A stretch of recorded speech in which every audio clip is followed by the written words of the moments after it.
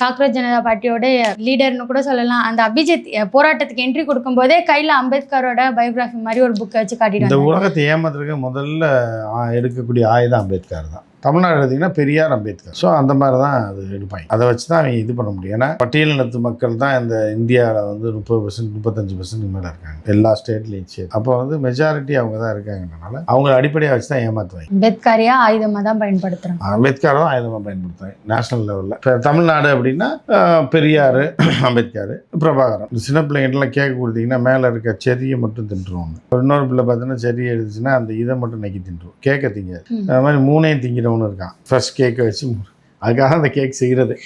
மூணையும் சேர்த்து சாப்பிட்டா தான் நல்லாயிருக்கும். அந்த மாதிரி இப்போ சீமான் எடுத்துட்டிங்கன்னா செடி பழத்தை தின்னுட்டு ஓடி போயிடுவாங்க. விஜய் எடுத்துட்டிங்கன்னா க்ரீமை தின்னுட்டு ஓடி போயிடுவாங்க. மொத்தத்துக்கு கேக்கை தின்றுவாங்க. அதுக்கு தான் அவங்களோட பிளானு.